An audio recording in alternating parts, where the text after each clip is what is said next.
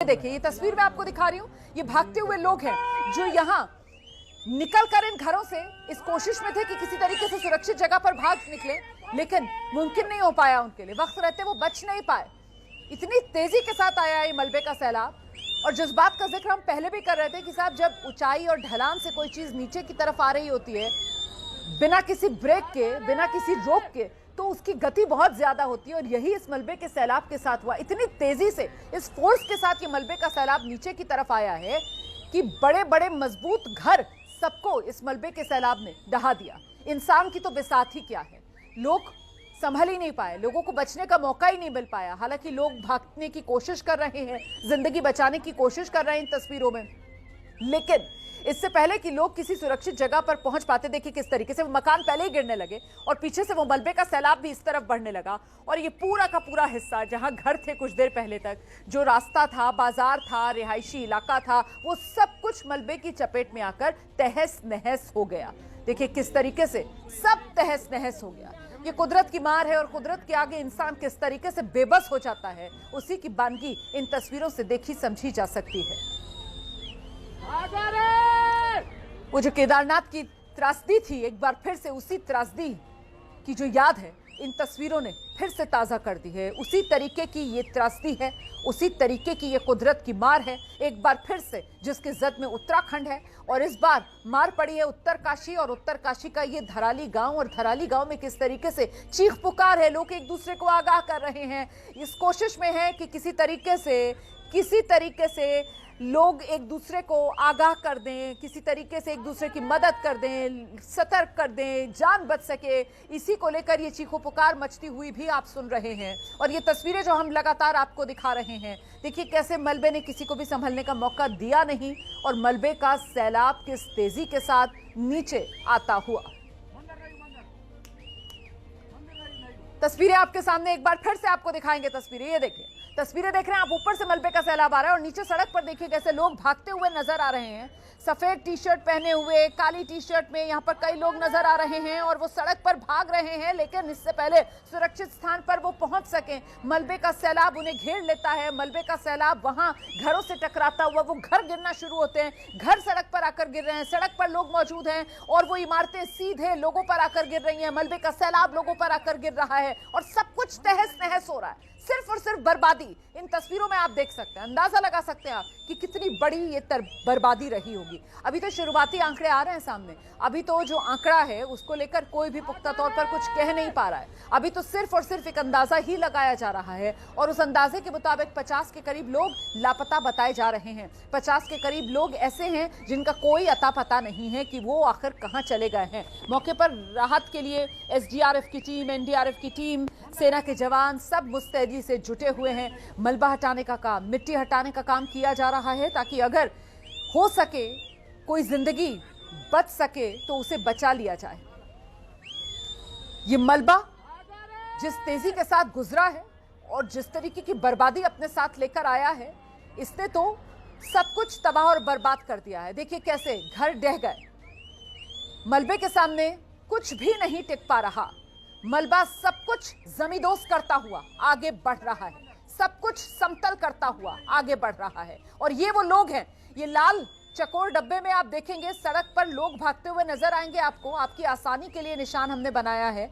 और यहीं पर आप देखेंगे कि कैसे लोगों को संभलने का भी नहीं मौका मिला। लोग सड़क से गुजर रहे हैं और सड़क के ऊपर ही जो घर थे पहले वो मलबे की जद में आते हैं और वो घर ही टूटकर सड़क पर गिरने लगते हैं नीचे जहां पर लोग हैं। एक बार फिर से देखिए, ये देखिए लोग सड़क पर हैं और वो इमारतें गिरने लगी हैं, वो पहले ही सड़क पर आकर गिर रही हैं और पीछे से मलबे का सैलाब आकर सब कुछ तहस नहस कर रहा है। कुछ भी इस मलबे के सामने नहीं टिक पाया है। धराली में ये बादल फटा है और धराली में बादल फाड़ ये तबाही देखने के लिए मिली है। दिन के वक्त में इस तबाही ने दस्तक दी है, इसीलिए ये तस्वीरें इतने साफ आप देख पा रहे हैं।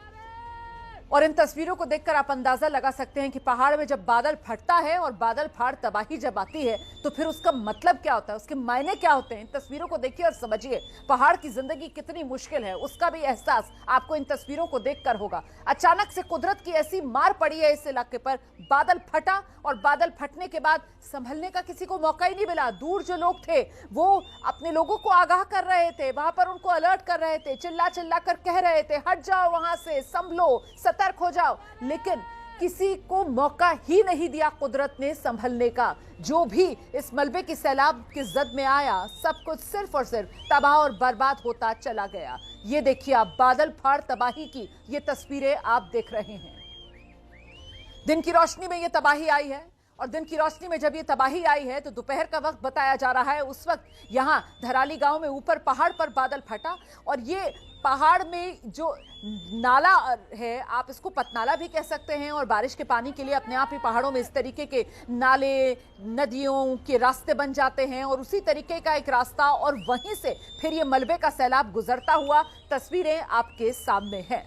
कैसी तबाही ये मलबा अपने साथ लेकर आया है, उसी की गवाही ये तस्वीरें आपके सामने दे रही हैं। और उसके बाद मलबे के सैलाब में बहते हुए वो घरों के हिस्से टूटे हुए, वो कुछ मवेशी, सब कुछ आपको पानी में बहता हुआ गौर से देखेंगे तो कुछ नजर भी आएंगी तस्वीरें आपको। ये देखिए किस तरीके से ये तबाही और बर्बादी मलबे का सैलाब अपने साथ लेकर आया है। उत्तरकाशी में ये बड़ी आपदा आई है, और ऐसे में हेल्पलाइन नंबर्स जारी कर दिए गए हैं। एबीपी न्यूज पर आप हेल्पलाइन नंबर्स भी देख रहे हैं। उत्तरकाशी हेल्पलाइन नंबर्स जारी किए गए हैं प्रशासन की तरफ से, 01374 222 722। मदद के लिए उत्तरकाशी में जो त्रासदी आई है, प्रशासन की तरफ से हेल्पलाइन नंबर्स जारी कर दिए गए हैं। ये देखिए एक बार फिर से किस तरीके से ये तबाही आई है। पहाड़ पर बादल फटा है, और बादल फटने के बाद वो बरसाती नाले वाला जो रास्ता है, वहीं से ये मलबे का सैलाब बहता हुआ, और जैसे जैसे ये नीचे आता है इसकी रफ्तार और बढ़ती जाती है, और विकराल रूप ये लेता जाता है, और समुंदर की लहरों की तरह ये मलबे के सैलाब से लहरें उठती हुई, और एक बड़े हिस्से को जहां मकान है, दुकान है, रिहायशी इलाका है, जहां लोग मौजूद हैं, उस हिस्से को अपनी जद में लेता है, और सब कुछ जमींदोज करता हुआ मलबे का सैलाब निकल जाता है।